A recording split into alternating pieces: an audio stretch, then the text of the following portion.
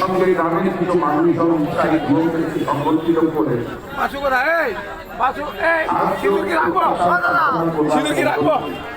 আজকের চাঁদেশ্বরী মায়ের মন্দির থেকে মায়ের বিগ্রহ এবং সেখানে অনেক দেবদেবী ও দিশা আজকে সম্পন্ন করতে চলেছে।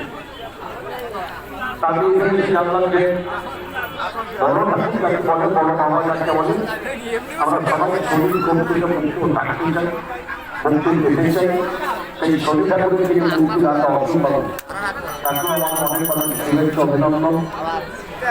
আর আমি এইভাবে আমার জীবনের প্রথম কোনো সামাজিক অনুষ্ঠান নিলাম যেখানে একসঙ্গে এতজন মানে একদম 4-3-7 সাত সমুদ্র না আগে পরিস্থিতি অষ্টমস্ত ইউটিউবার মানে এই ইউটিউবারকে ওই পেছনে আলো অনেকে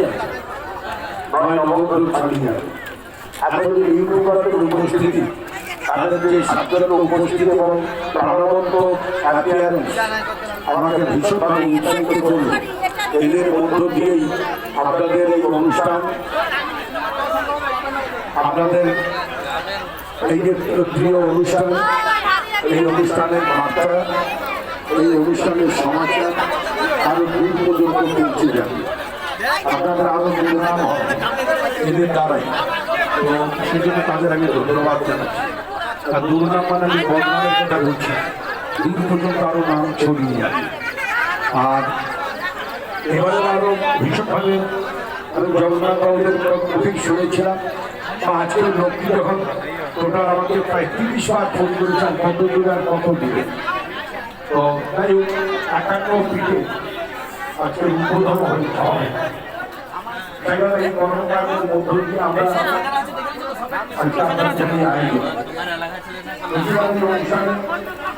আমি থাকি সেটা নয়, এবারে দেখো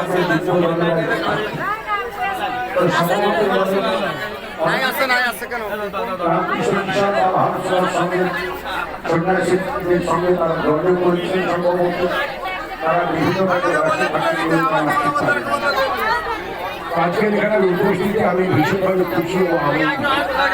অবসর গ্রহণের শেষ জীবন আমাদের এভাবেই কাটাতে হবে প্রত্যেকটি মানুষকে, তার জন্য মানসিক প্রস্তুতি রাখা ভালো। কথা আছে যে আমি সকল কাজের পাইবার সময়, আমি সকল কাজের পাইবার সময় তোমার ডাকিতে পাই।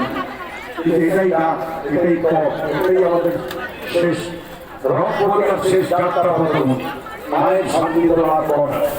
তাকে সেখানে আপনাদের এই মেলাকে সামনে রেখে 30 বছর আগেই শুরু হয়ে যাওয়া এই মেলা আমাদের অনেকেই প্রয়াত হয়েছে, অনেকেই প্রাক্তন হয়েছে, এখন যারা জীবিত হয়েছে। এই মেলার সঙ্গে প্রায় 4-5 গ্রামে একটা নারী সমাগম তৈরি হয়েছে। এই মেলা করা হবে কিন্তু মেলায় যারা দোকান দিয়ে স্টল দিয়ে এই স্টল যারা দেন তারাও তাকিয়ে থাকেন তবে 19শে নভেম্বর আসে।